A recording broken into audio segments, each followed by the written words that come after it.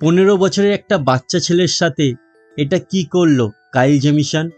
বুমরা হ্যাজালউডকে প্রথম বলে বাউন্ডারি মারা ভাইয়াব সূর্যবংশীর সাথে যা হলো সেটা কি ক্রিকেটীয় স্পিডকে অপমান করলো?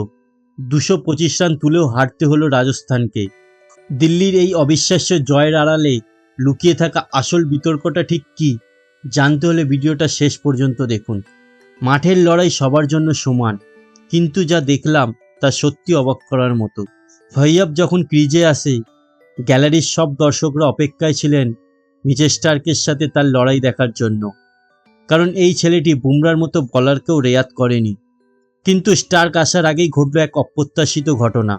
কাইল জেমিসনের বলে বোল্ড হয়ে যখন ভাইয়াব মাঠ ছাড়ছে, তখন জেমিসন যেভাবে তার মুখের সামনে গিয়ে হাততালি দিয়ে সেলিব্রেশন করলেন তা দেখে সবাই হতবাক। একজন অভিজ্ঞ আন্তর্জাতিক ক্রিকেটারের কি উচিত ছিল 15 বছর একটা কিশোরের সাথে এমন আচরণ করা, নাকি বৈভবের ব্যাটিংয়ের ভয় থেকেই এই অ্যাগ্রেশন? কমেন্টে আপনার মতামত অবশ্যই জানান। অন্যদিকে রাজস্থানের অধিনায়ক রিয়ান পরাগ খেলেছিল 90 রানের এক অতিমানবিক ইনিংস। একা হাতেই দলকে 225 রানের পাহাড়ে পৌঁছে দিয়েছিলেন তিনি, কিন্তু সেই রানকে মামুলি বানিয়ে দিলেন দিল্লির ওপেনাররা। লোকেশ রাহুল এবং পাথুম নিশাঙ্কার ব্যাটিং তাণ্ডবে ম্যাচটি পুরোপুরি ওয়ান সাইডেড হয়ে যায়। নিশাঙ্কার পাওয়ার হিটিং আর রাহুলের ঠান্ডা মাথায় ব্যাটিং দিল্লিকে জয় এনে দেয়। রাজস্থান বোলারদের কোনো সুযোগই দিলেন না এই দুই ব্যাটার।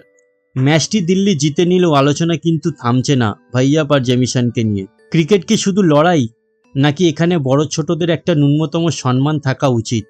রিয়ান পরাগের এই দুর্দান্ত নক কি কেবল বোলিংয়ের ব্যর্থতায় বৃথা গেল? কমেন্টে জানাতে পারেন।